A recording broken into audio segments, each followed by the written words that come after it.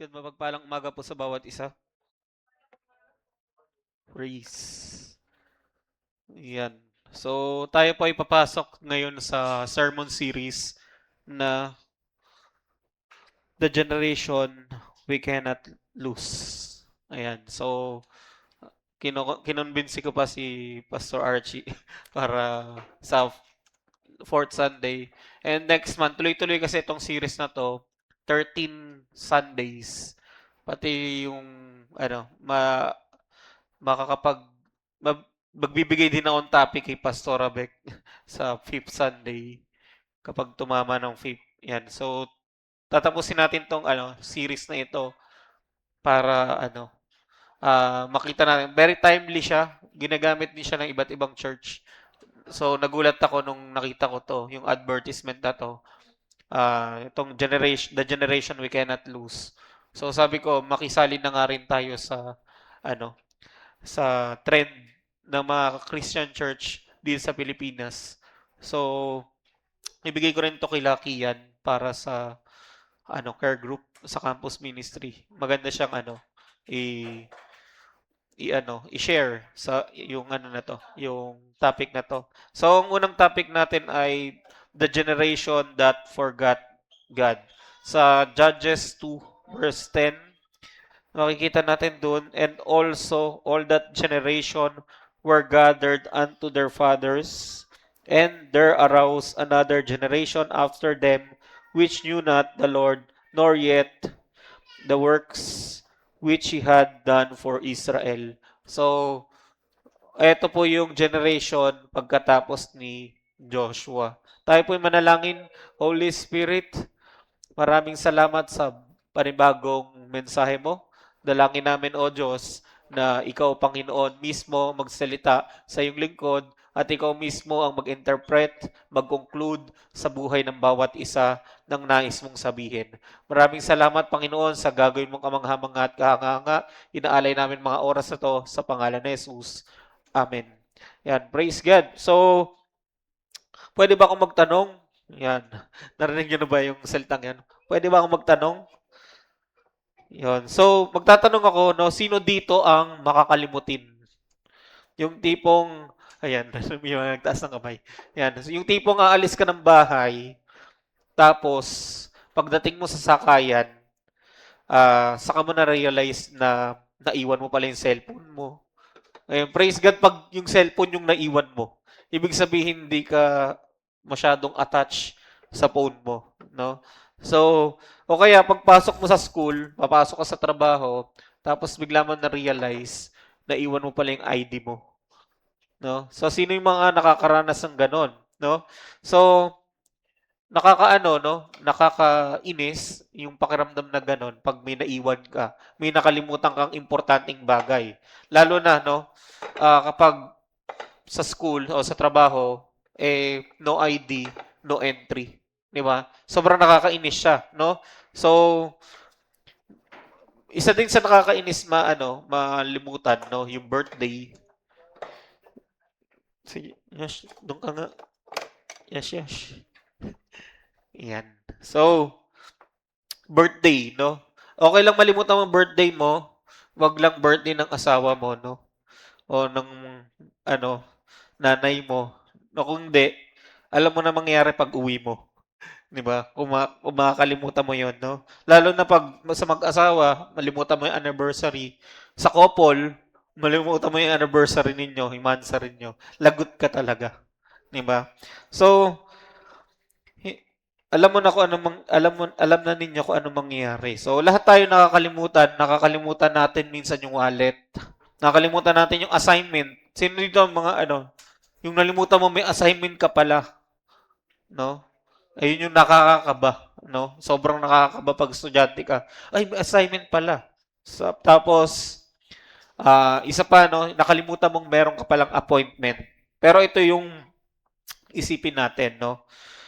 Paano kung ang isang buong generation ay hindi ang cellphone yung nakalimutan? Paano kung ang isang generation hindi wallet yung naiwan, hindi ID yung naiwan? Paano kung isang buong generation ang nalimutan ay yung Diyos. Di ba? So, nakakatakot, di ba? Alam natin, alam ninyo, no, na hindi ito imagination lang, no? Kasi nangyari ito sa Bible. 'Di ba sa Judges 2 verse 10, 'di ba? Kanina binasa natin. And also all that generation were gathered unto their fathers, and there arose another generation after them which knew not the Lord, nor yet the works which He had done for Israel. Imagine ninyo, di ba? Itong generation yung pagkatapos ni Joshua, kita natin, di ba?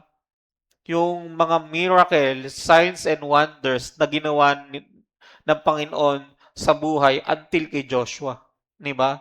So, hindi sila lumaki, itong generation na to, hindi sila lumaki sa Egypt, hindi nila nakita yung Red Sea na nahati, hindi nila nakita yung pader ng Jericho na bumagsak, no? Pero narinig nila ang lahat ng kwentong yon, no? May mga magulang silang nakaranas ng mga miracles, may mga lolo't lolo silang nakakita ng faithfulness ni Lord, pero pagdating sa kanila, sabi, di ba, they knew not the Lord. No? Hindi sinabing wala silang information tungkol kay Lord. Hindi sinabi ng Bible na wala silang religion. Hindi din sinabi na wala silang church. Ang sabi, hindi nila nakikilala ang Panginoon. No? At church, di ba, napakalaking difference ng knowing about God at knowing God. No? So ano kaya yung pinagkaiba nun, no? Kasi maraming tao ngayon, alam yung mga Bible stories, di ba? Makikita natin, even sa national television, marunong sila, no? Alam nila yung Word of God, alam nila yung mga nangyari sa Bible. Kasi pag Semana Santa, magugulat ka, lahat ng palabas, puro tungkol sa Bible. Di ba? So marami ng, pagbukas mo ng Netflix, i-type mo sa genre, Bible, lahat ng makikita mo, ang daming Christian movies. Di ba? Ibig sabihin, alam nila si Noah, alam nila si David, alam nila si Moses, pero hindi nila personally kilala si Jesus. Di ba? Ang dami ng The Passion of the Christ, ang dami ng mga movie about Jesus Christ, may mga animated series na rin, meron na rin computer games, no? Na ikaw yung Messiah, no? Para makikita mo yung point of view ni Jesus. Di ba? Imagine, ang dami ng ginawa, no? Para lalo mong makilala si Jesus, pero alam lang nila yon. Kaya lang nilang laruin. Kaya lang nilang gawin yung kapangyarihan ni Jesus sa computer games na nagbumuhay ng patay, nagpagaling ng may sakit. Di ba? Imagine, ganun na yung ano, na dahil sa information, alam na ng generation na to kung sino si Jesus. Pero kung tatanungin mo, personally, no, kilala ba talaga nila si Jesus? No, hindi. So, pwede kang lumaki sa Christian family, kagaya namin magkakapatid. Christian family kami, no? Pero hindi mo pa rin makikilala si Jesus personally, no? Hindi ka exempted, no? Hindi ibig sabihin pinanganak kang Christian, Kristiyano ka na. Hindi man kay Christian. Pinanganak siya, pinangalan ng Christian. Kaya wala na siya magawa. Christian na talaga siya. No? Di ba? Ibig sabihin, hindi porket nasa Christian family ka, ikaw Kristiyano. Di ba? May mga celebrity nga, Christian sila, tapos yung anak nila, hindi nila naisama. No? Even sa mga international minister of the gospel, di ba? Sabi nga nung isa, iniwan niya yung pagkapastor niya. Bakit? Para pagpastoran yung pamilya niya. No? So, bakit nagkakaganon? Kasi hindi automatic na ikaw ay lumaki sa Christian family, Kristiyano ka na. No? Pwedeng lagi kang nasa church, pero malayo yung puso mo sa Diyos. No?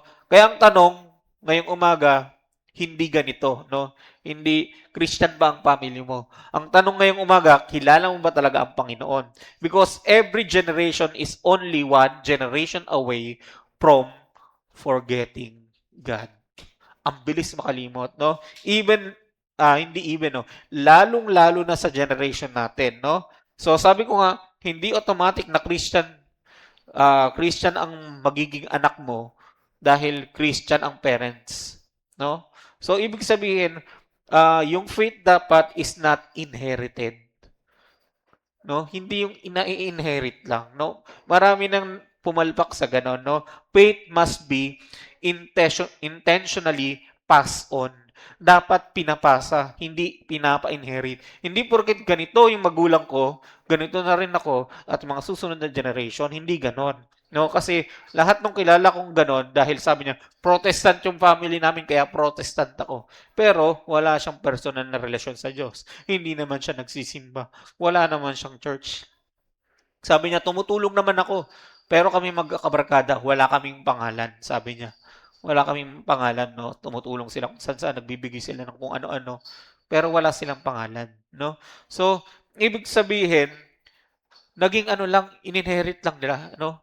Namana lang nila yung pagiging Christian daw, no?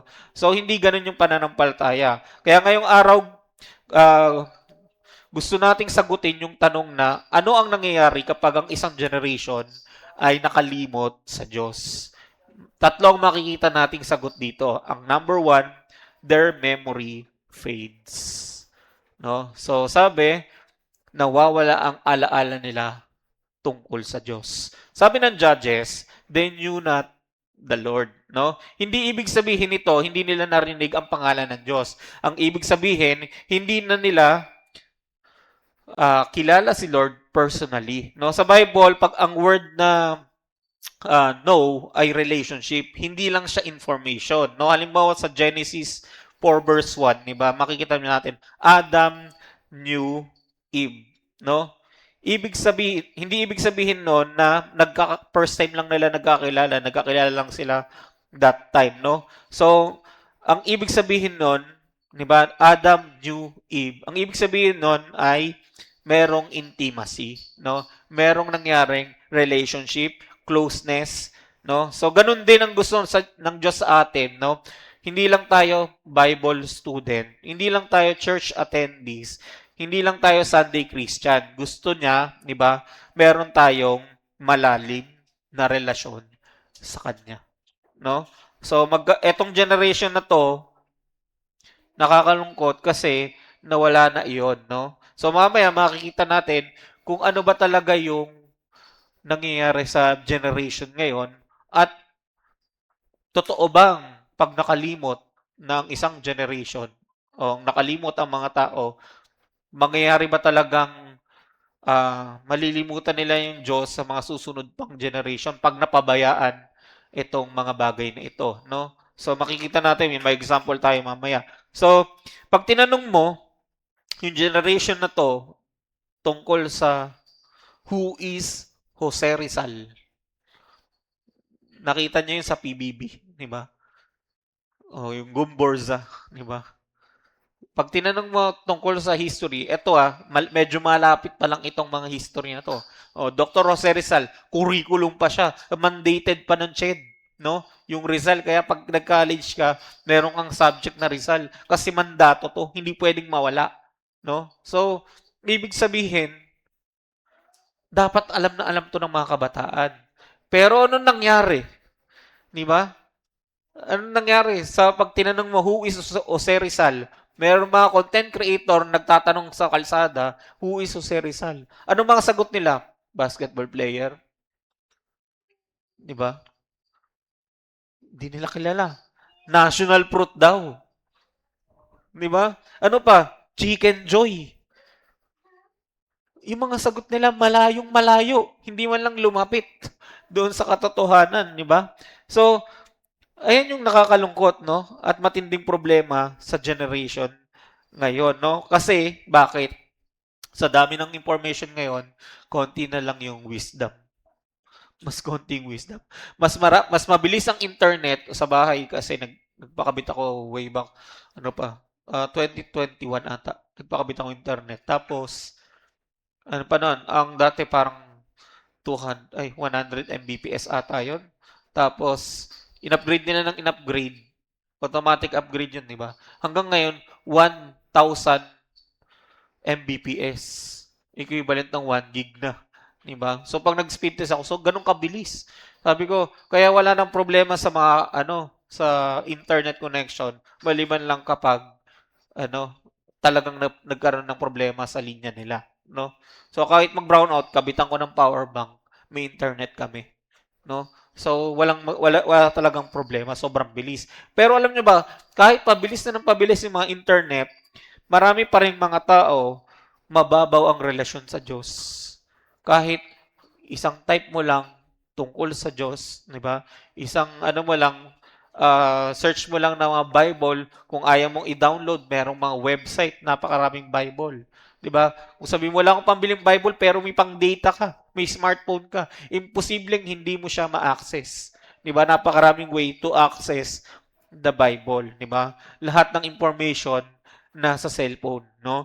Pero ang Bible, di ba, yung physical Bible, hindi na nga nabubuksan. Kaya nga, praise God, may mga developer na gumawa ng Bible. Di ba? Na kung saan, kahit nasa smartphone mo, mabubuksan mo. No, ang problema, lahat updated sa Facebook, updated sa TikTok, updated sa latest trends. Ang trending kasi ngayon, yung naggaganon-ganon yung sa pagkain, di ba? Yung nag-aanon sila. Iikot pag natalo tapos yung sino nanalo yung kakain. Ayun yung trending ngayon, di ba? So, hindi matapos-tapos yung trend na yun. Ang tagal na nun eh. Di ba? Pero until now, meron at meron pa rin gumagawa. No, meron mga bata, matanda, di ba? Halo-halo na, di ba? So, kakaiba, no, yung trend ng mundo. Pero lahat updated, no? Ang problema, hindi lahat updated sa Word of God. Kaya church, tandaan natin, hindi naman problema yung technology, no? Ang problema, kapag mas nakikilala natin yung mga influencer kaysa kay Jesus, ano na nangyari kay Sir Gavin, di ba? At kay Elma? Ikakasal kaya talaga sila o talagang hiwalay na sila? 'Di ba? Mas marami tayong alam sa social media, 'di ba? Ang Team Itik kaya, 'di ba? Nasaan na silang panig ng Pilipinas, 'di ba? Si Reed, kilala niyo mo si Reed, yung moto vlogger, o si Julius kilala niyo, 'di ba? Magagamit niya na kaya yung jeepney niya, 'di ba? Doon sa kanyang pagka-camp. 'Di ba? Ang dami nating nakikita, 'di ba? Ang dami nating mga influencer na mas kilala natin. Parang part na siya ng buhay natin. Inaabangan na natin yung next na mangyayari sa buhay nila, no? Sa mga content nila, 'di ba? Si Small ba kilala nyo? Oh, kilala nila si Small, 'di ba? Si Tim kilala nyo? Yung anak ni Small. O yung buong pamilya nila kilala nyo na, 'di ba? So grabe, 'di ba?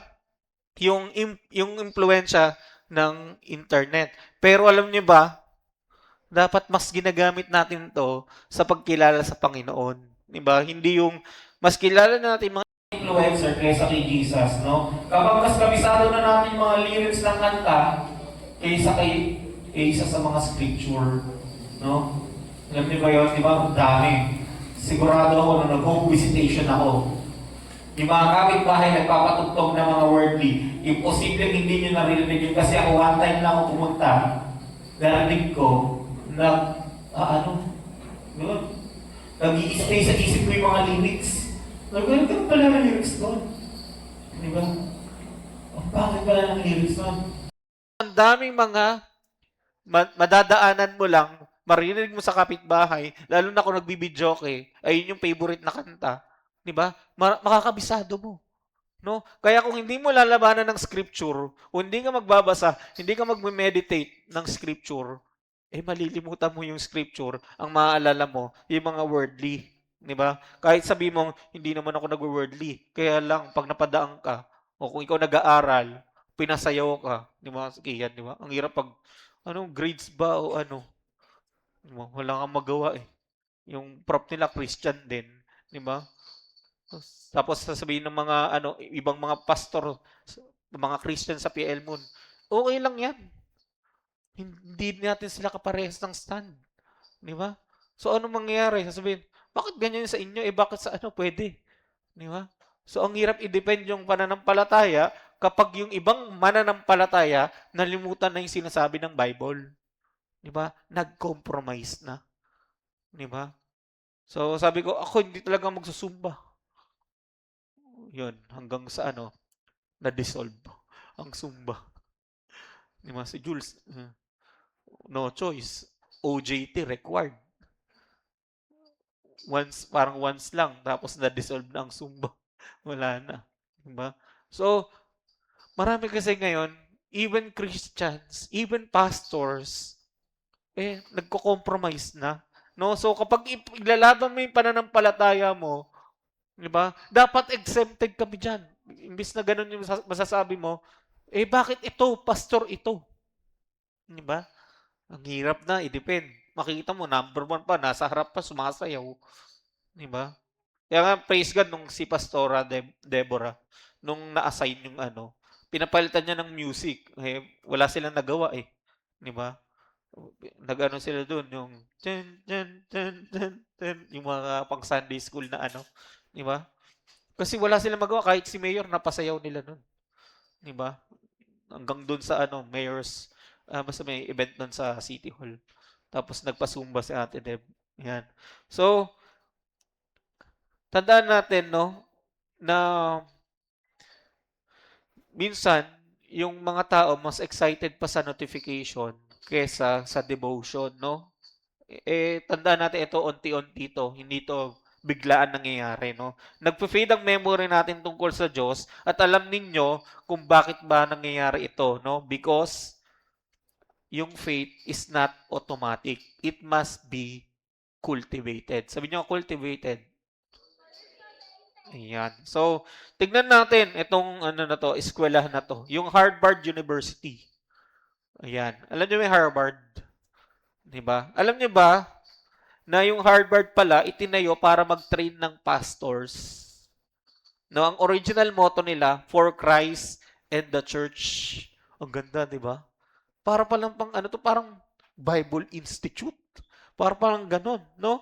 Pero eventually, nung inaral ko pa siya, sabi ko, imposible naman na ang isang Christian school magiging secular. Sabi ko, napaka-imposible. So, inaral ko kung anong palit-palit ng mga, nila, ng mga tawag doon, board, mga presidente, nagpalit-palit. Meron ng isa doon na hindi ko alam kung anong talagang storya niya. May isa lang naging head ng eskwelahan niyan, tapos binago niya yung sistema, no? Parang natira na lang for the church ata. The church, ay na lang yung natira doon sa motto nila. O the church or for Christ, parang ganun. Ecclesia. Ecclesia ata. Nalimutan ko. Basta tignan nyo na lang, no? Kung ano yung natira. Hindi na for Christ in the church. Nahati na lang, no? Isang word na lang yung motto nila, no? So, sa dami ng estudyante dyan, hindi nila alam na ayan palang history nun. Sa daming magagaling na estudyante, matatalinong taong nag-aaral dyan, hindi nila alam, ginawa pala yung institute na yan, yung institution na yan, yung eskwela na yan, for Christ and the church. Para sa mag-glorify yung Diyos. Di ba? Napakarami ng estudyante dyan na hindi alam yung Christian roots ng school na yan. No? Imagine, isang university tinayo para sa glory ni Lord, tapos ngayon, yung faith, rejected na. Di ba? Ano nangyari, di ba? Hindi ito nangyari isang araw. Hindi ito nangyari overnight. Unti-unti, little by little, no? Generation after generation hanggang makalimutan nila kung bakit sila nagsimula. No, kaya nga importante yung yung inaalala natin yung simula ng gawain. Bakit? Doon mo makikita yung faithfulness ni Lord. Doon mo makikita kung paano, di ba, kumilos yung Diyos sa buhay ng bawat isa. Kung paano nag-grow yung isang institution, isang organization sa pamagitan ng pananampalataya. Yan. So, ang nangyayari dyan, unti-unti, kapag hindi ka na nagpe-pray, hindi ka na nagde-devotion, kapag hindi na nag-uusap-usap ang tao tungkol sa Diyos, kapag hindi ka na nagsisimba, kapag hindi ka na nakakarinig ng testimony at pag hindi ka na nagte-testimony, di ba? Hanggang dumating ang panahon, hindi na nakikilala ng mga anak ng Diyos ang Diyos. Di ba? Nagiging tradition na lang siya. Nakatin ako sa mga churches na gano'n. Sabi ko, wow, ang laki ng church. Ang daming tao. Pero, naging tradition lang sila. Come and go. Sabi ko, anong pinagkaiba nito sa ibang religion? Ito'y born again Christian church. Naging ano na lang siya, traditional, naging religious institution na lang siya, no? So sa mga magulang, hayaan niyo akong kausapin ko yung sandali, di ba? Tandaan natin, hindi trabaho ng Sunday school teacher o ng Sunday school yung turuan lang yung mga anak natin, no? Hindi trabaho lang ng pastor na turuan ng church, hindi trabaho lang ng youth leader na turuan ng mga bata o mga youth, di ba? Ang unang preacher dapat sa bahay ikaw, di ba? Mas marami dapat sermon ang naririnig ng anak mo sa iyo, no? Sa paraan din ng pamumuhay mo kaysa sa sinasabi natin. Kasi the more we speak, minsan pag sa bahay o pag sobrang close tayo sa bawat isa, di ba? The more we speak, mas lalong masakit, mas lalong nakakatisod. Ano dapat nakikita? Yung pamumuhay natin, no? So kung nakikita nilang nagpe-pray kayo, di ba, na-witness namin yan kay mama at papa. Sobrang prayerful, di ba? Lahat na lang ng sasabihin namin ay may kontra sila, di ba? So, prayer, importante, no? Kasi pag nakikita nila nagpe-pray kayo, o tayo, matututo sila mag-pray. Pag nakikita nilang nagbabasa kayo ng Bible, matututo sila magmahal sa salita ng Diyos. Di ba? Nakikita nila yung priority ninyo, yung church, kapag lagi kang na-attend. At maintindihan nilang dapat i-priority si Lord. Di ba? Tayo yung una. Di ba? Pero kung nakikita nilang mas importante ang overtime kaysa sa worship, mas importante ang cellphone kaysa kay Bible, mas importante ang Netflix kaysa sa prayer, anong mensahe ang matatanggap nila? Di ba? So, yun yung, kung anong pinapakita natin sa mga bata, yun yung gagawin. Di ba? Si Yosh ka, pag sinabi namin, isa, ginagaya niya na rin. Isa, gagano siya. Diba? Nagagalit na rin. Ginanggagaya. Kung paano namin siya sinasaway, ganun din pag sinabihan mo siya. Di ba? Kaya kailangan ipakita natin yung dapat nilang gagayahin. Yan. So, hindi sapat na sabihin natin sa anak natin, mahalin mo ang Diyos, love God, love the Lord. No, hindi sapat 'yon, no? Kailangan makita nila 'yan sa buhay natin. O, sa mga magulang 'yon. Paano naman sa lahat? Pangkalahatan 'to, no? Hindi lang ito para kasi sa mga parents, no? Para rin sa ating lahat 'to. Kaninong punto may nagcha-chat. So, ito. Yan. Baka importante. Ano daw? Parang may pasok kayo bukas. Joke. Yan. So, para rin ito sa lahat, no? So, may nagtatanong ba sa inyo, sa school, sa workplace, tungkol dyan sa faith nyo, no? Kasi minsan, pag obvious na obvious si Jesus sa buhay natin, magtatanong at magtatanong yung mga tao, yung mga nakapalibot sa atin, no? May narinig ka na ba sa mga kaibigan mo tungkol sa may narinig na ba ang mga kaibigan mo tungkol sa kabutihan ng Diyos sa buhay mo? Di ba? Kailan ang huling beses na nag-share ka ng testimony? Kaya nga ito gusto kong, pag natapos itong stage natin, magagawa na tayo ng mga, podcast, para mga radio style, mga ganon. Iisa-isayin natin, interviewin lahat ng church member ng Send the Light, no? Mapa daughter church o mga, main church, no? So maglalagay tayo ng host, simulan muna natin, eventually maglalagay tayo ng host. And then ang concept lang is ang pangalan ng programa Testimoments. Yan. So testimony ng buhay mo, no? Kasi mahilig naman tayo mag-share, 'di ba, ng mga nangyari. Paano ka na-save, mga ganon.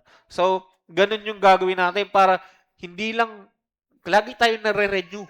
Pag nakarinig tayo ng testimony, lagi tayong mare-renew at even yung mga bagong Christian, pag nakarinig ng ganong testimony, pwede rin pala ako ma-save. Diba? So, sa pamagitan ng mga testimony natin, dapat sinishare natin, sasabihin mo, hindi po ako marunong mag-share. I-share mo yung testimony mo. Yun yung number one na Bible mo. No? Kasi ikaw, living testimony kung paano ka na-save. Paano ka niligtas ng Panginoon.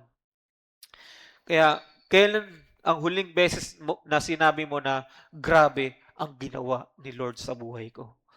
Because if we stop telling yung story ni Lord, the next generation will stop knowing Him. No? Etong susunod na generation, kapag hindi narinig yung mga testimony natin, yung mga ginawa ni Lord sa buhay natin, yung next generation, hindi na rin nila maririnig. Just like yung nangyari dyan sa Harvard University. Di ba? May pastor pa kaya nag-aaral dyan? Di ba? Para sa Diyos pa kaya at para sa church? Kaya sa Psalm 78, sinasabi sa atin doon, yung next generation about God's wonderful works, no? Hindi para sumikat tayo, hindi para makilala nila si Jesus, no? So, church, tandaan natin, tayong lahat ay may responsibility. No, malaki responsibilidad natin. Hindi lang na manatili tayong save o tayo lang maligtas, no, kundi maipasa natin yung faith natin from one generation to another generation, no? Hindi lang dapat alalahanin natin ginawa ni Lord sa buhay natin noon, no? Kundi dapat sabihin natin sa susunod na generation. Kaya sabi mo sa katabi mo, wag mong hayaang matapos sa iyo ang kwento ng Diyos. Yan. Ulitin nyo nga, wag mong hayaang matapos sa iyo ang kwento ng Diyos. Yan, lagi nyong sabihin yan sa mga katabi nyo para nasasabihan din kayo. No? Kasi kapag nakalimutan na ng isang generation ng Diyos, their memory fades. At kapag nawawala ang alaala, di ba, tungkol sa Diyos, may kasunod kasing mangyayari yan. At yung kasunod niyan, yun yung pag-uusapan natin, no? Sa Judges 2 verse 10, nakita natin doon, ang unang nangyayari kapag nakalimot ang isang generation. Sabi nga, their memory fades. Kapag hindi na nakilala ang Diyos, unti-unti nawawala yung relationship. Pero church, tandaan natin, hindi doon nagtatapos yung problema, no? Kapag nawala ang relasyon, may kasunod agad. Ano 'yon? Their morals fall. Di ba? So kapag nakalimutan ng Diyos, bumabagsak din yung pamumuhay ng tao. Sabi nga, di ba? Nor yet the works which He had done for Israel. No? Napansin nyo ba yung part na yon? Hindi lang nila nalimutan yung Diyos, no? Anong nangyari? Nakalimutan din nila yung ginawa ng Diyos. Nalimutan nila yung nangyari sa Red Sea, yung pinakain sila ng mana, yung Jordan River, yung Jericho, di ba? Nalimutan nila kung paano sila nilagtas ng Diyos, di ba? Yung mga unang generation, kaya hindi nila naipasa sa another generation, di ba? At yung sumunod na generation sa kanila, mga nagwala na, no? Kasi nalimutan na nila yung ginawa ni Lord, no? So madali nating isipin na kapag nalimutan natin si Lord o ang mga tao, yung generation na to, pag nalimutan si Lord, madali nating maiisip na kaya ko naman gawin ang lahat, no? On my own. Kaya ko naman ang buhay ko, 'di ba? Maraming Christian kapag nakalimot na sa Diyos, 'di ba?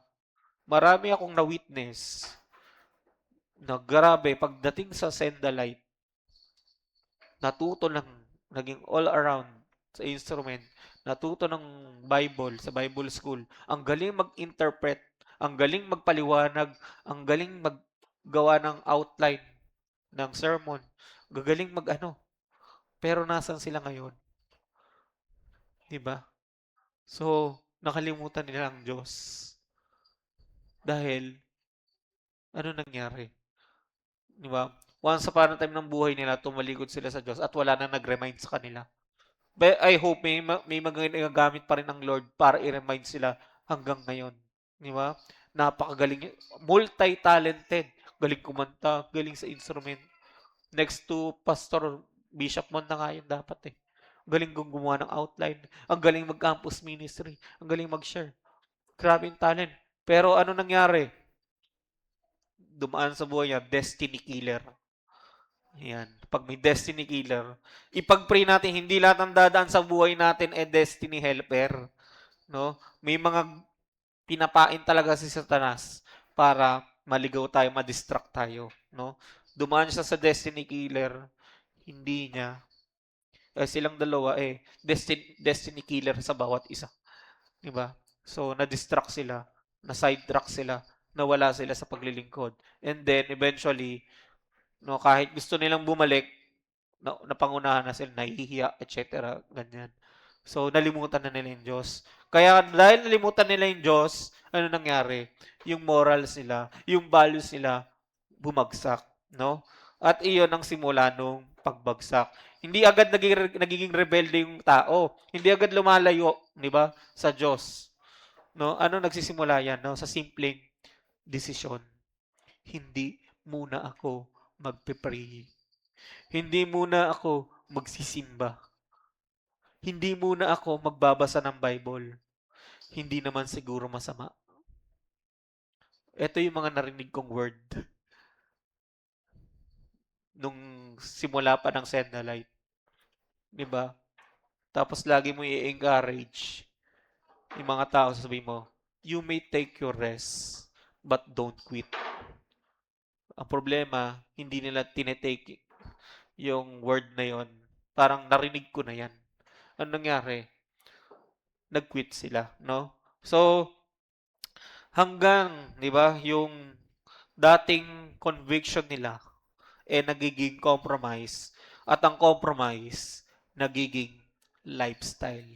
So, dun na nawawasak yung kanilang moral, no? So, church, nobody wakes up one morning and say, today, lalayo na ako kay Lord. Walang ganun. Process yan. Dahan-dahan, di ba? Unti-unti, di ba? Sabi ko nga, little by little, one compromise after another, no?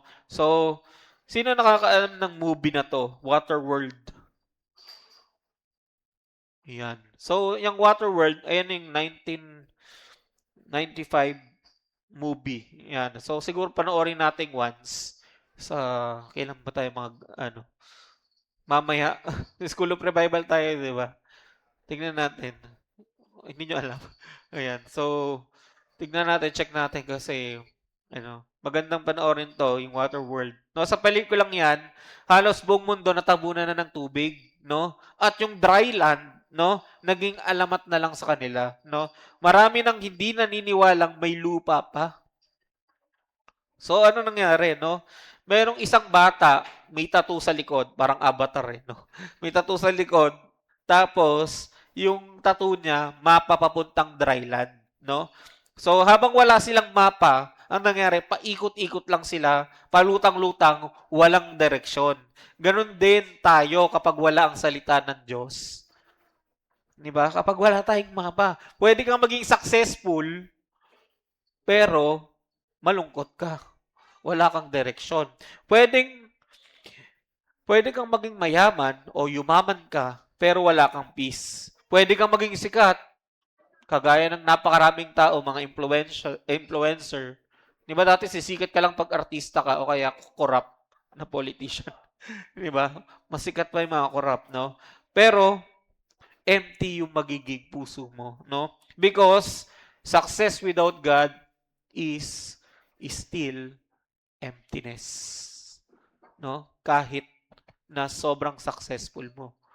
Yan yung common denominator ng mga successful kapag wala ang Diyos. Emptiness. Yan. So, the Bible, ayun yung nagiging mapa natin. No? So, ito yung nagsasabi sa atin kung ano yung tama. Ito yung nagsasabi kung saan tayo pupunta. Tamang path ba ito? Diba? Ito yung nagsasabi sa atin paano tayo mabubuhay. No? Kapag sinara natin yung Bible, para na rin nating tinapon yung mapa. No? Yung mapa ng buhay. No? Papuntang langit. Kaya, huwag tayo magtaka kung bakit naliligaw yung mundo. Diba? Sobrang nakakalungkot, 'di ba? Makikita mo kung gaano na twist. Ito na yung word of God, no? Ako nalulungkot ako kapag may mga kapatid tayo sa Panginoon, tapos biglang nawala sa church, tapos akala nila sobrang successful. Akala ng iba sobrang successful na ng mga yon kasi umalis sila ng Send the Light, kasi umalis sila ng church, no? Pero eventually makikita mo, magugulat ka sa mga revelation, di ba? Mga nangyayari nga after all, di ba? Na mga nangyari si Lord pa rin dapat, di ba? Makikita mong si Lord pa rin dapat yung magbibigay ng magfi-fill ng mga emptiness sa buhay ng tao. 'Di ba? Ang dami na sa sidetrack, 'di ba?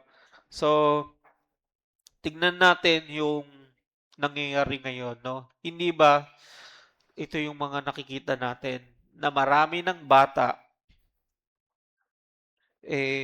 dinedefine na yung mga magulang nila, no? Kaya nga nagkaroon ng ERPB, yung teach you a lesson, 'di ba? Grabe, no? Very timely. Tapos sa nangyayari ngayon na sa Pilipinas, 'di ba? So maraming bata hindi na marunong rumespeto, minsan sasagutin pa yung magulang.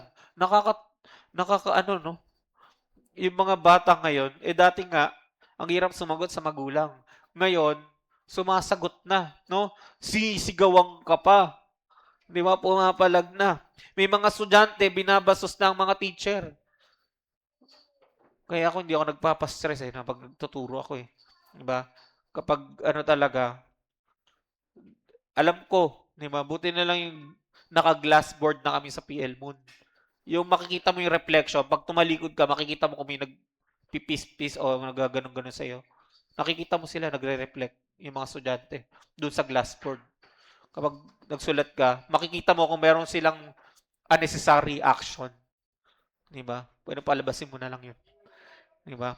Sa akin, pinapalabas ko. Sabi ko, labas ka na o ako yung lalabas. Pili lang siya. No? Pag lumabas siya, sasabi ko, hindi ka na makakabalik dito sa classroom hanggat wala kang letter from the guidance office. Yun. So, pumunta muna siyang guidance. So, bakit ka nandito, iho? Sasabihin. Kasi po, nambastos ako ng prof. O, ganyan. So, ka-counsel na siya doon. So, hanggat walang letter, biglang sasamahan na ng guidance counselor. Hey, sir, ganito, ganito. O, di ba? Inamin niya doon, nag-umpisal siya. Kung ano yung kasalanan niya. Di ba? Tapos, papunta sa akin, iyak-iyak. Di ba? Sige, pasok ka na. No? So, ganon. No, hindi ako nagpapastress sa mga ganon. Kasi nga, dapat madisiplina, masanction, di ba? So, ano pa, binabastos na yung teacher, pinopost pa sa social media. Naalala ko yung isang prof, yung kaibigan kong prof, parang nainis sa kanya yung mga estudyante niya. Tapos, nakwento ko na ata to ginawan siya ng parang meme dun sa yung habang online class nila, kinapture siya, tapos ginawan siya ng effect na heart-heart, gano'n. Tapos nalimutan ko yung background music Tapos kumalat yun sa lahat ng GC hanggang nakarating sa akin. No? Tapos, sinabi ko sa kanya, Sir, anong gusto mong gawin? I-sanction ba natin to mga to? Sabi niya, hindi, hayaan mo na lang sila. Ganun. So, buti na mapagpatawad siya. No? Pero patay na siya ngayon. Yun. So, makukonsensya na lang yung gumawa nun. Yung original na nagpakalat nun. Kasi nga, namatay yung ginanon niya. No? So, ginagawang content, no? Yung dating kahihiyan, ngayon, entertainment na. Di ba? Yung dating kasalanan, ngayon, pinagmamalaki pa. Di ba? Nakakaano ngayon. Di ba? Nag-iiba na yung standard ng mundo. No? Church, hindi ito simpleng pagbabago ng kultura. Ito yung bunga ng paglayo sa Diyos. Di ba? Kapag yung mga tao lumalayo na sa Diyos, di ba? Kapag ang Diyos ang tinatanggal mo, may ibang ipapalit dyan. No? Because etong human heart will always worship something o someone. No? Hindi pwedeng walang sinasamba tong puso natin. Bakit? Kung hindi si Jesus, yung sarili mo. Kung hindi si Jesus, yung popularity. Kung hindi si Jesus, yung pleasure. Di ba? May sasambahin at sasambahin pa rin yung puso mo. The only question is, sino ang nakaupo sa trono ng puso mo? So, kahit sa church, minsan nakikita rin natin habang nag-worship, may mga nag scroll Habang nagpi-preaching, busy sa notification. Habang may altar call, iniisip pa rin yung online games. Hindi masama ang cellphone. Ginagamit ko rin yan. Ito nga, naka-tablet nga ako eh. Di ba? So, kapag mas attentive tayo sa phone kaysa sa boses ng Diyos, may problema. Kapag mas excited ka sa TikTok notification kaysa sa Holy Spirit, may kailangan kang ayusin. Di ba? Hindi ibig sabihin bawal ang technology. Ang tanong dyan, sino ang may control? Di ba? Ikaw ba ang gumagamit ng phone o yung phone gumagamit sa'yo? Diba? Yun ang tanong dyan. So, sabi nga sa Galatians 5 verse 13, saan na tayo? Do not use your freedom as an opportunity for the flesh. Do not use your freedom as an opportunity for the flesh. May ganito palang verse. Di ba? May ganito palang verse. Di ba? Lagi kasing karapatan ng tao. He give us all things to enjoy. Pero meron palang gantong verse na nagsasabi, do not use your freedom as an opportunity for the flesh. Bakit? Maraming tao nagsasabing, freedom ko naman to.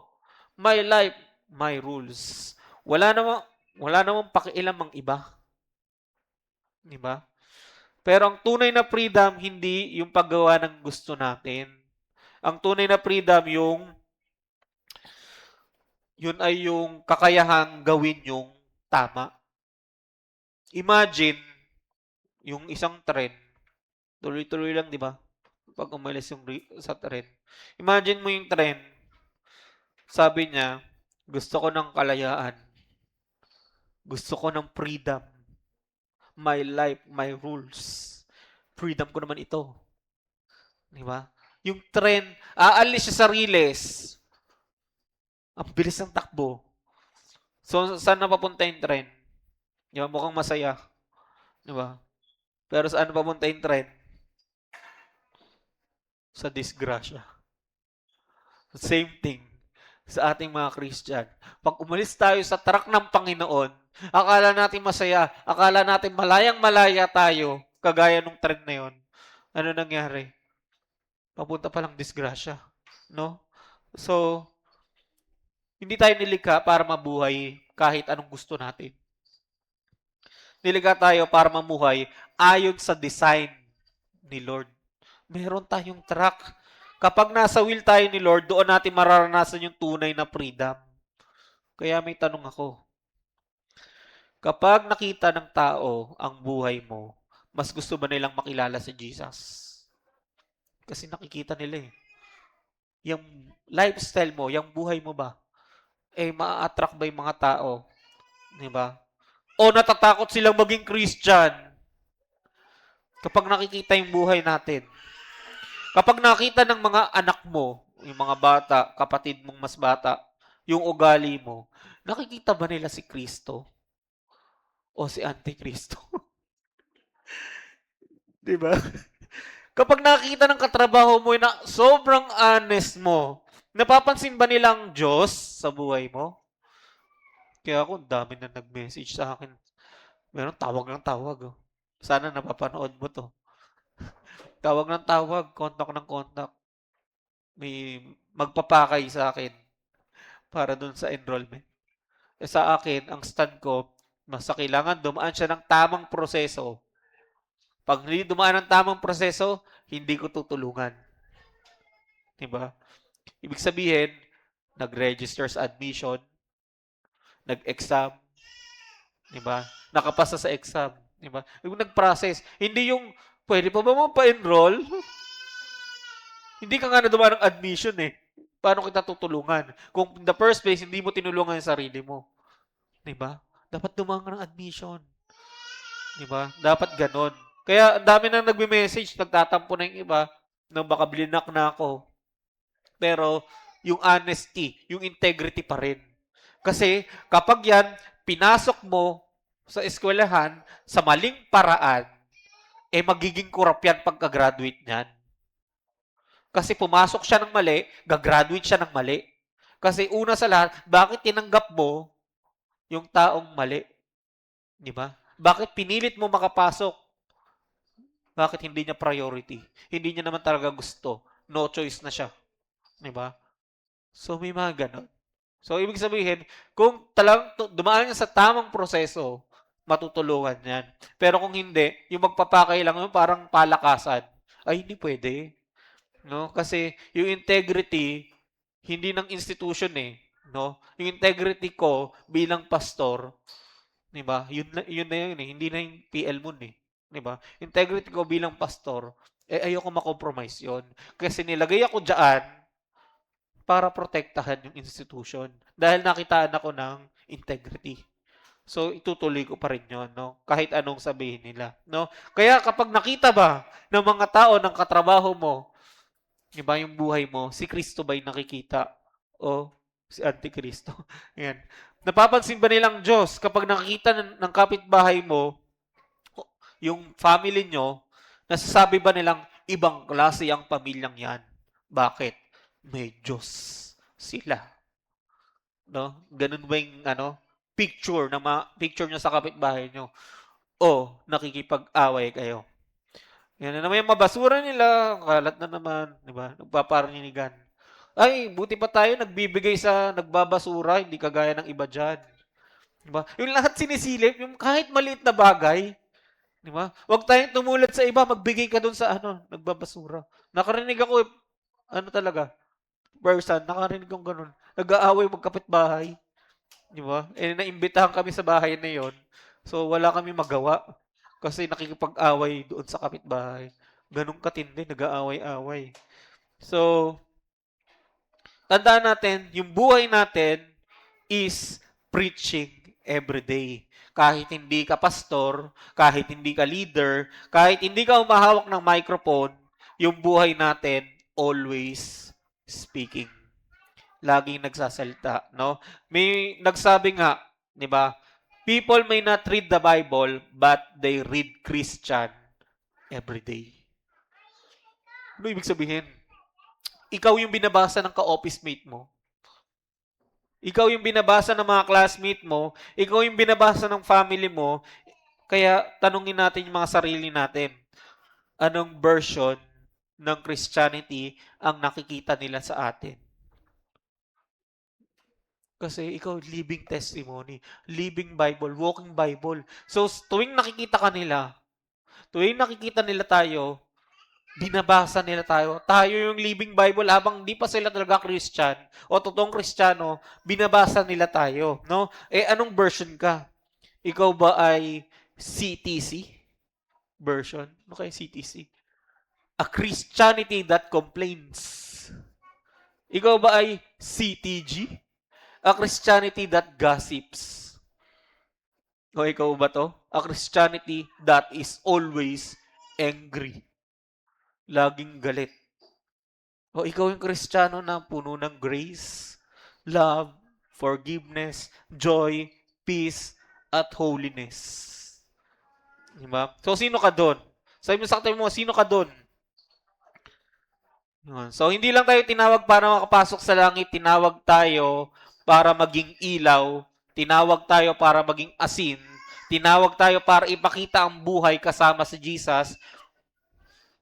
So, ang pinaka magandang buhay, hindi yung perfect. Hindi man perfect, pero transform. Hindi walang problema, pero may pag-asa. Diba? Sa bandang dulo, si Kristo, si Jesus pa rin ang panalo. Hindi walang luha, pero may Diyos na kasama.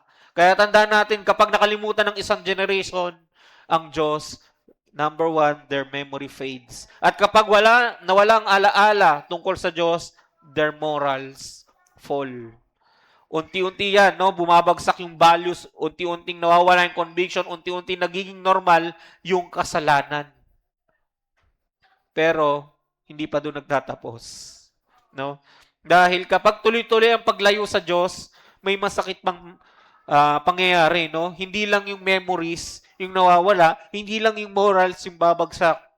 Kasi darating yung panahon, pati ang buong generation tatalikod sa Diyos. No? Kapag yung dalawang yon na pinag-uusapan natin ay napabayaan. Kaya sabi mo sa katabi mo, Lord, wag mong hayaang lumamig ang puso ko.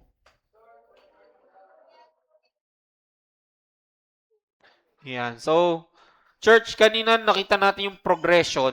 Hindi agad umaalis yung tao sa Diyos. May process. No? First, yung memory nagfe-fade. Nakalimutan nila yung Diyos. Second, yung morals nila bumabagsak. Unti-unting bumabagsak yung values nila. No? So, ito yung pinakamalungkot. Kapag pinabayaan mo yung dalawang yan, may papangatlo dyan. Ito yung pinakamasakit, no? Their multitude forsake God. No? So, hindi lang iilan yung lumayo. Ang sabi diyan, buong generation, no? So, sabi, they forsook the Lord God of their fathers, and follow other gods, and bow themselves unto them. Napansin nyo, hindi sinabi ng Bible na may ilang tao. Hindi sinabi na may maliit na grupo. Ang sabi, buong generation yung naapektuhan. No, so kapag pinabayaan natin yung dalawang bagay na yon, ito yung papangatlo, no? So, buong generation. Kasi nga, yung problem become widespread, no? So, ganito gumalaw yung kasalanan. Hindi ito nananatili lang sa iisang tao.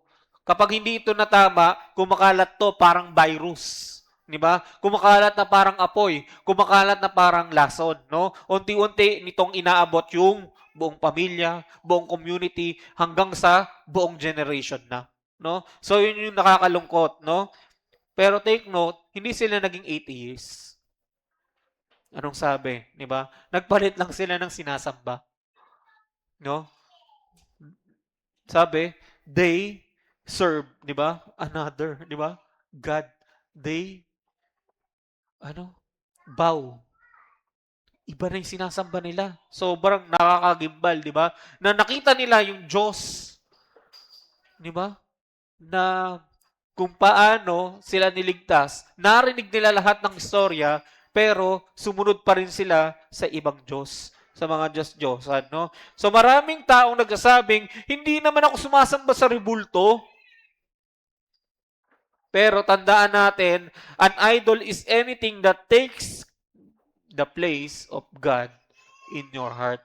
Kapag pumikit ka at nakikita mo ay computer games, inaagaw na ng computer games yung pwesto ng Diyos. Kapag pumikit ka, kung ano yung naiisip mo, kung ano yung napipicture out mo, yun yung nagnanakaw ng pwesto ng Diyos sa buhay mo.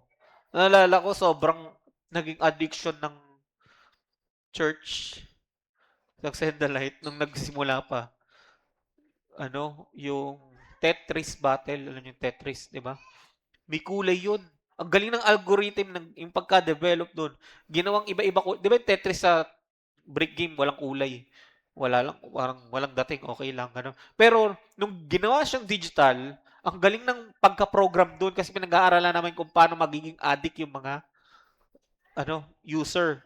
Kasi kailangan mag maging appealing yung hindi agad iiwan. Kagaya ng farm bill, 'di ba? O 3 hours tutubo na yung halaman, ganyan kailangan diligan. Kailangan bumalik-balik ka. So ganun din sa Tetris. No? Magti-T-spin ka pa, may mga technique pa doon. Tapos iba-iba yung kulay. Para kahit pumikit ka, opening prayer, nangyari sa akin personally, hindi pa naman ako pastor noon, no? Pag pikit kong ganyan, nagti-T-spin ako. Sabi ko, grabe yung color. Nang dahil sa colors na yon, ang laking impact sa brain. Kaya kahit pumikit ka, naglalaro ka. Sabi ko, prayer, hindi ko na naintindihan yung mga prayers. Basta naglalaro ako. Ito mas worse. Hindi computer games. Nauso dati, Rubik's Cube. Gagano, no? Lahat kami, si Pastor Dan, binigyan kami ng listahan nun. Hindi pa siya pastor nun. Binigyan kami listahan, yung up, right, left, right, ganyan. Hanggang sa nakabisado na ng lahat. So, kahit nagpe-pray, kahit nag-sermon, gaganon-ganon kami, oh. Nagpe-pray. Tapos, ganyan. Diba? Ganon. Diba? Nasa loob ng church.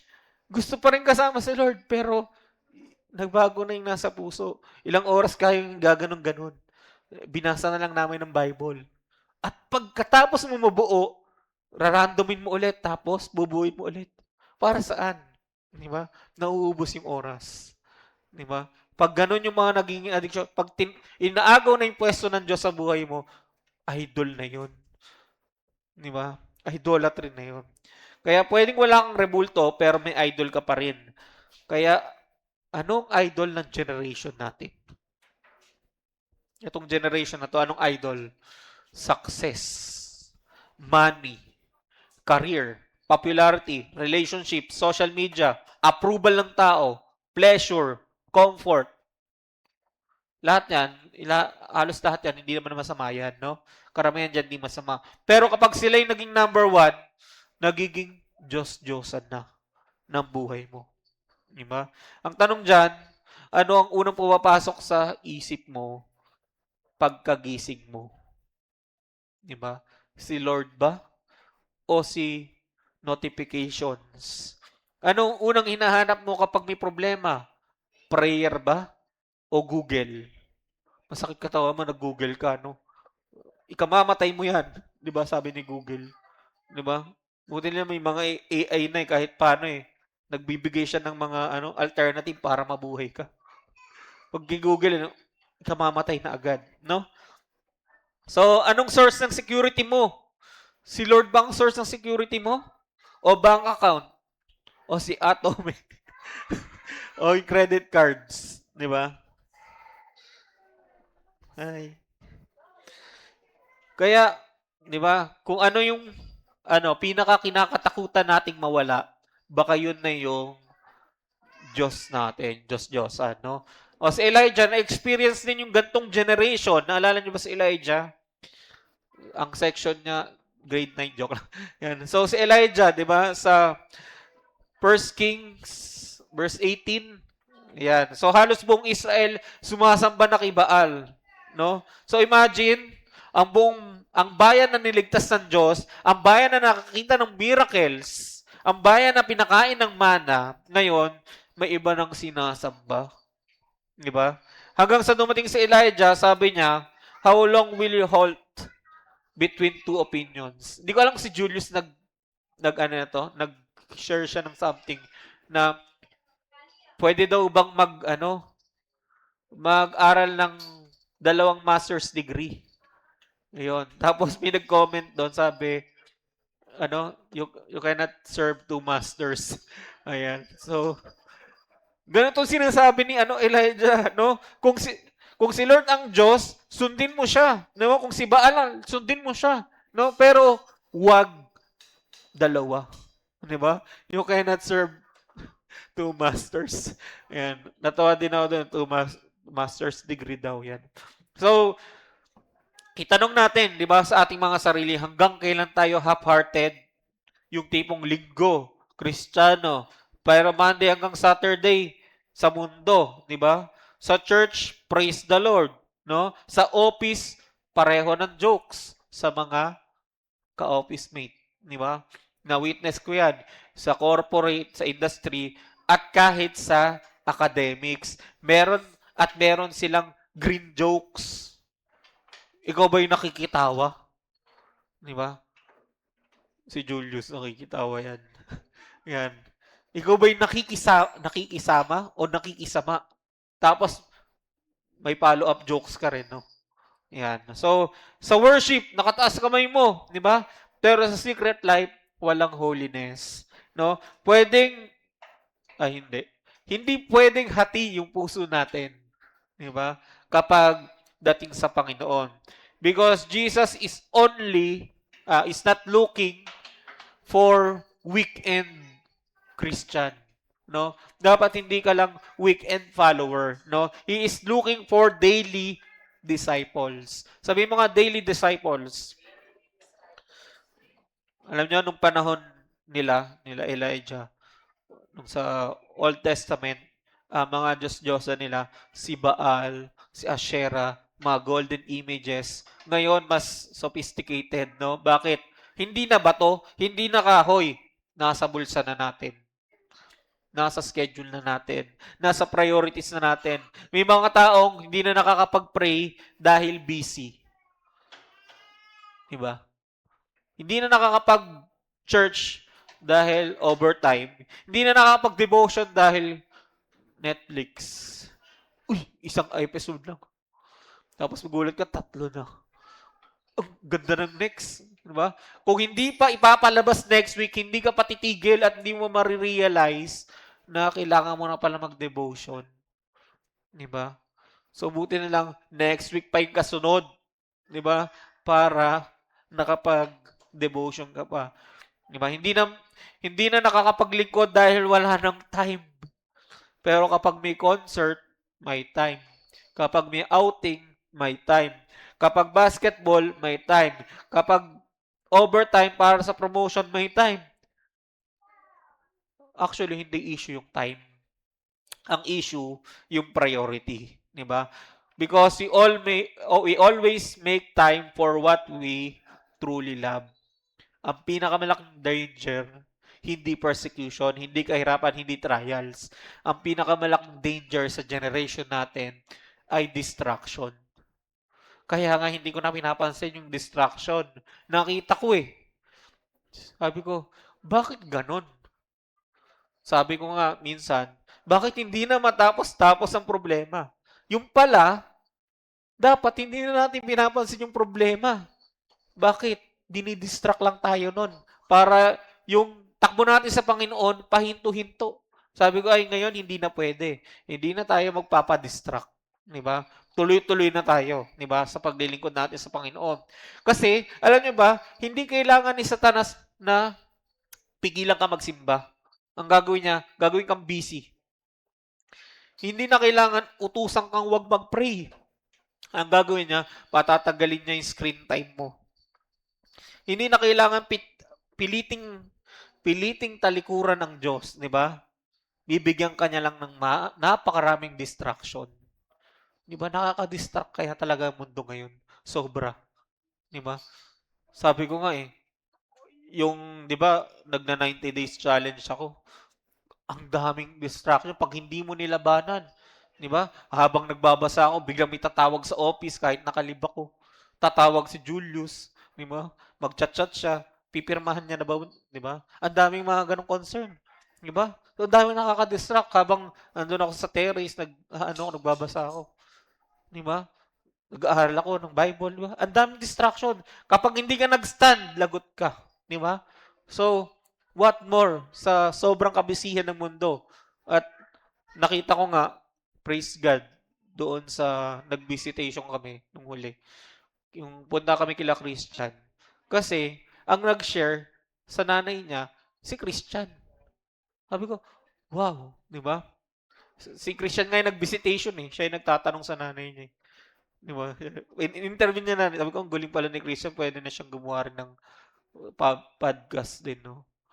Kasi siya nag-share, siya nag-interview sa nanay niya para lalo namin makilala. Di ba? Sabi ko, buti, ganun ka bold si Christian doon sa, niya, nanay niya kung paano niya sharean. Di ba? Umiyak pa daw, ganun. So, isang storya lang yon. Hindi ko pa nabibisit lahat, di ba? So, hopefully mabisit pa namin lahat ng story. Kasi sabi ko, ibang klase pala talaga ang home visitation. Kasi, both side, mabibless. Kahit nagbi-visitation ka, mabibless ka. Sa faithfulness ni Lord, hindi lang sa buhay ng mga minister, kundi sa buhay ng pamilyang binibisit mo. Di ba? Ganon. Tapos nalaman ko si Sian pala ay hindi nagpaalam nung umattend ng care group. Di ba? Akala niya automatic na yon na inahanap na siya tapos di pala siya nagpaalam. Kaya magpapaalam tayo, hindi naman tayo pinipigilan. Di ba? Yan. So, tandaan natin, grabe yung generation ngayon kasi ang bilis ma-distract kahit sa school, kahit sa trabaho, kahit nasa bahay ka lang, madidistract ka eh. Naranasan mo na bang may gagawin ka sa bahay, maghugas kang plato, tapos bigla ka nagbasa ng phone, tapos hindi mo na alam yung gagawin mo, nalimutan mo na. Iinom ka ng tubig, nagbasa ka ng phone, tapos nalimutan mo na, ano nga palang gagawin ko dito? Pumunta ka sa isang area kasi alam mo may gagawin ka, 'di ba? Tapos nakatayo ka lang na gano'n. Hindi mo alam yung gagawin mo. Ano nga ba gagawin ko? 'Di ba? Sobrang bilis nating ma-distract, no? Meron lang isang bagay na tinignan tayo, madidistract na tayo agad. Di ba? So, tanda natin, binibigyan lang tayo ng napakaraming distraction hanggang sa isang araw, mapapansin mo, ang tagal mo na palang hindi umiiyak sa presensya ni Lord. Ang tagal mo na palang hindi excited magbasa ng Bible. Ang tagal mo na palang walang burden para sa mga lost. Hindi dahil galit ka kay Lord, kundi dahil unti-unti ka lang nagiging busy. At ang busy heart, madaling maging cold heart. Sabi mo nga, ang busy heart, madaling maging cold heart. Yan. So, tandaan natin yan. No? Dapat lagi tayong mainit sa Panginoon. Pwede bang maging honest tayo ngayon? Diba? Hindi ba minsan mas excited pa tayo sa mga sale online? Diba? Alam mo, 8-8, diba? 7-7, ganyan. 7-11. Diba? Mas excited tayo sa mga ganun, diba? Kesa kapag prayer meeting. Mas excited tayo sa bagong cellphone kaysa sa bagong revelation sa Bible. Mas excited tayo sa sweldo kaysa sa mga pagkakataong may mga taong maligtas, di ba? Hindi naman masama ang mga blessing, no? Pero wag nating hayaang palitan ng blessing yung blesser. Yung nagbe-bless atin, di ba? Love the gifts.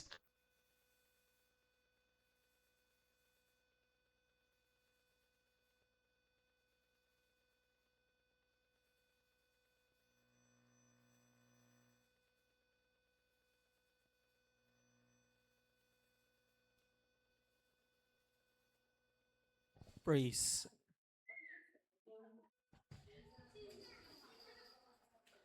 Hello, but praise. Ano lang. Ayan, so,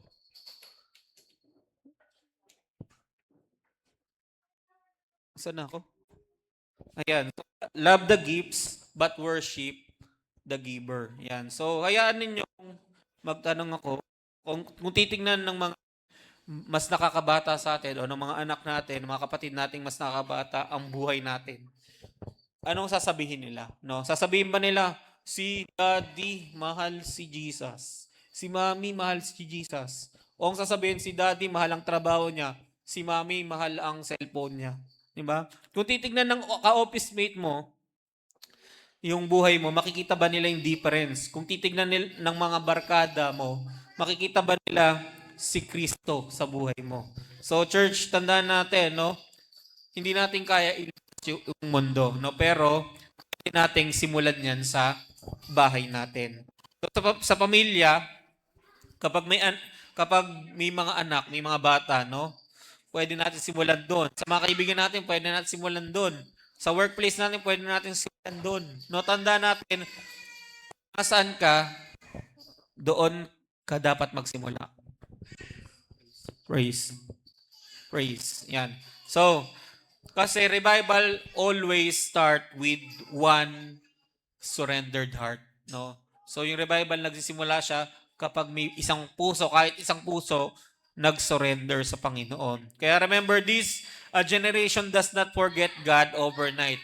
No? Nakakalimot ng isang generation kapag ang isang pamilya nag-stop na mag-pray. Kapag ang padre ng pamilya nag-stop na mag-lead. Kapag ang nanay sa pamilya ay naging sobrang busy. No? Kapag ang child, ang bata sa pamilya, lumalaki ng walang narinig na testimony. No? So, one church becomes comfortable, one compromise becomes another, hanggang sa isang araw, buong generation na yung malayo sa Panginoon. Kaya church, hindi ito panahon para maging matulog tayo spiritually, no? Ito yung panahon kung saan dapat lagi tayong gising, di ba? Ako'y gising, hindi tulog, nakikinig pa, no? Ito yung panahon, hindi ito yung panahon para maging comfortable tayo, hindi ito yung panahon para maging lukewarm tayo, ito ang panahon para tumayo, maging ilaw, ito yung panahon para ipakita natin sa mundong ito na Jesus is still alive, Jesus still saves, Jesus still changes lives. At sabihin mo dyan sa katabi mo, ayoko maging generation na nakakalimot sa Diyos. At ngayon, nakita natin yung resulta ng tatlong resulta kapag nakalimot ang isang generation sa Diyos. Una, yung memory nagfe-fade. Pangalawa, yung morals bumabagsak. Pangatlo, multitude forsake him. Pero salamat sa Diyos, di ba? Kasi merong hindi dito nagtatapos yung storya, no? Hindi nagtatapos ang kwento. Because our God is still a God of restoration. Kaya habang humihinga, may pag-asa, no? Habang may bukas, may chance to come back sa Panginoon. Habang may grace, may opportunity to remember Him again. Kaya, ito yung huling bahagi ng pag-uusapan natin, no? Ngayong umaga, balikan natin yung Judges 2. Hindi lang ito history lesson, hindi lang ito kwento ng Israel, ito ay babala sa generation natin, no? At sa mga susunod pang generation. Kasi kung di tayo magiging intentional, pwede rin mangyari ito sa panahon natin na yung generation ay makalimot sa Diyos. Pwede rin dumating ang panahon sa mga anak natin na makakalimot sa Diyos, yung mga magiging apo natin makakalimot sa Diyos, no? So, marinig lang nila yung pangalan na Jesus, pero hindi talaga nila personally kilala. Kaya, di ba, church, hindi natin hahayaan mangyari yon, no? Balikan natin yung tatlong katotohanan, yung memory nila nagfe-fade, nakakalimutan nila kung sino ang Diyos, nakakalimutan nilang ginawa ng Diyos, hindi nila pinasa ang testimony, no? Hindi nila kinuwento ang faithfulness ni Lord. Kaya, di ba, kapag tumigil ang isang generation sa pagkwento ng kabutihan ng Diyos, magsisimulang makalimot ang mga susunod na generation. Kaya ang tanong dyan, kailan ang huling beses na ikinento mo sa anak mo kung paano ka naligtas, sa pamilya mo, di ba, kung paano ka naligtas. Kailan ang huling beses na sinabi mo, anak, hindi tayo mayaman, pero faithful si Lord. Anak, may mga panahong wala tayong makain, pero hindi tayo pinapabayaan ng Diyos. Ang testimony mo, ang maaaring maging foundation ng mga anak sa isang tahanan. The same way, bilang Kristiyano, natin yung mga pamilya natin, mga kapatid natin. Kailan mo na-share yung testimony mo sa kanila? Pangalawa, their morals fall. Kapag nawala ang Diyos, hindi nagtatagal, nawawala na rin yung tama at mali, no? Kaya huwag tayong magulat kung bakit ang mundo ay nalilito, no? Tinatawag na ng mundo na tama yung mali. At ang tama, ginagawa ng mali. Pero church, di ba? Dapat tatawag tayo, hindi tayo tatawag ng tama ayon sa opinion ng mga tao. Di ba? So, ang standard natin lagi ang salita ng Diyos, hindi sa culture. Hindi culture magdidikta sa atin, hindi social media, hindi celebrities, hindi influence. The Word of God is still yung ating final authority. So, wala mong maayos sa mic. Praise. Praise. Ayan. So, ikatlo, ito yung last, di ba? Their multitude forsake God. Ito ang pinakamasakit. Hindi lang isang tao, hindi lang isang pamilya, kundi buong generation. Di ba? Hindi pa huli yung lahat. Buti na lang merong good news. Merong magandang balita. Di ba? Yung Diyos na iniwan ng Israel, hindi tuluyang iniwan ng Diyos yung Israel, di ba? Paulit-ulit silang bumabagsak, paulit-ulit din silang tinatawag ng Diyos pabalik. Ganito rin yung Diyos natin. Di ba? The same God na sinamba ng Israel, kung gaano ka-faithful si Lord sa Israel, ganun din ka-faithful si Lord sa atin, di ba? Kapag lumayo ka, tinatawag ka niya pabalik, di ba? Kung nanlalamig ka, hinahanap ka pa rin ng Panginoon. Kung nadapa ka, tinatayo ka ng Panginoon. Kaya, tandaan natin, di ba? Etong Diyos na sinasamba natin ay a God full of mercy, a God full of grace, a God who never gives up on His children. Kaya marahil, narinig nyo yung kwento nila Jim Elliot at Elizabeth Elliot. Na ano nyo ba yung storya na yon? So, noong 1956, 5 missionaries pumunta sa Ecuador upang i-share si Jesus, no? Sa isang tribo na hindi pa nakikilala si Lord. Pero sa halip na tanggapin yung message o yung salita ng Diyos, pinatay sila, yung mga missionary na yon. Kaya kung tayo siguro yon, 'Di ba? Baka sabihin natin, tapos na, wala ng pag-asa, no? Pero ano nangyari? 'Di ba?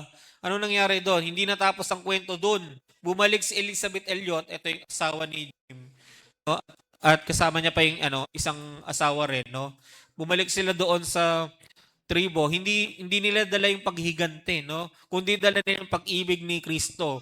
Tinuruan nila yung tribo, minahal nila yung mga taong pumatay sa kanilang mga asawa, at paglipas ng panahon, napakaganda yung nangyari. Marami sa tribong yon tumanggap kay Jesus, at ang iba naging church leaders pa, no?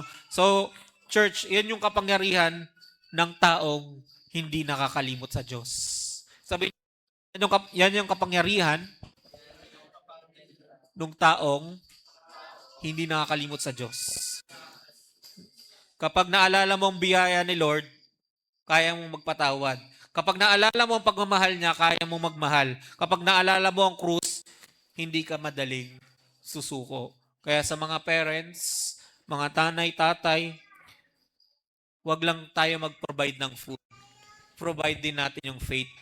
Wag lang education, turuan din natin ang salvation. Wag lang mag-ipon ng mana, di ba? Ipakilala natin ang Messiah. One day, hindi nila maaalala yung mga binigay nating cellphone, binigay nating mga material na bagay sa kanila. Hindi niya maaalala yung sapatos sa sinuot mo, di ba?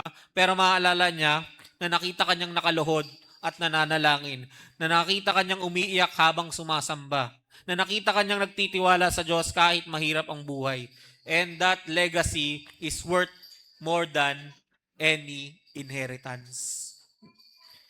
Sa mga youth, mga young people, kabataan, don't let the world disciple you. Hayaan yung si Jesus ang mag-shape ng identity ninyo. Hindi TikTok, hindi Facebook, hindi YouTube, hindi influencers. Si Jesus. Because yung trends nag-change, yung culture nagbabago, yung passion nagbabago, yung opinion ng mga tao nagbabago. But Jesus Christ is the same yesterday, today, and forever. Don't be known sa pagsunod mo sa crowd. Be known because you followed Christ. Sa church, hindi tayo tinawag para lang punuin ang upuan. Tinawag tayo para punuin ang langit. Hindi tayo tinawag para maging comfortable. Tinawag tayo para maging salt and light. Hindi tayo tinawag para sumabay sa mundo. Tinawag tayo para baguhin ang mundo sa pamagitan ng evangelism. Kung gusto natin magkaroon ng revival sa bansa, magsimula ito sa loob ng bahay natin. Kung gusto natin magbago ang community, magsimula dapat ito sa pamilya natin. Kung gusto natin makakita ng bagong generation ng umiibig kay Jesus, magsimula ito sa atin. Ang revival does not begin sa Malacanang. It begins in the heart, sa mga puso natin, mga surrendered heart. Ngayon, kung gusto mong magtanong, di ba? Tanungin yung mga katabi natin, no? Unahin mo munang tanungin yung sarili mo, no? Tignan mo yung puso mo. May panahon ba na mas malapit ka kay Lord kaysa may panahon ba na mas malapit ka kay Lord kaysa ngayon? 'Di ba? Dati gaano ka ka-close kay Lord? Mas close ka ba kay Lord noon kaysa ngayon? Naalala mo ba nung unang beses kang naligtas?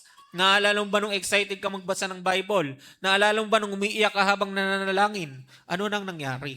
'Di ba? Hindi ka naman biglang lumayo. Unti-unti. Busy, pagod, distracted, compromise. Hanggang sa hindi mo namalayan, malamig na pala yung puso mo. 'Di ba? Pero ngayong umaga, tinatawag ka ni Lord. Tinatawag ka ng Panginoon. Hindi para i-condemn, kundi para ibalik. Ibalik ka. Kung nararamdaman mong ikaw yon, huwag mong patigasin yung puso mo. Lumapit ka sa Panginoon. Ang altar ay hindi para sa perfect. Ang altar ay para sa mga nagsasabing, Lord, kailangan kita. Ang pangaral na to ay spiritual and can only be understood and fully enjoyed by God's children. Kung nais mong pagpalain sa pangaral na to, dapat mo munang ialay ang iyong buhay sa Panginoong Jesucristo. Upang lubusan makinabang sa pangaral na to, dapat mong tanggapin si Jesucristo bilang iyong Panginoon at sariling tagapagligtas sa pamagitan ng panalangin ito.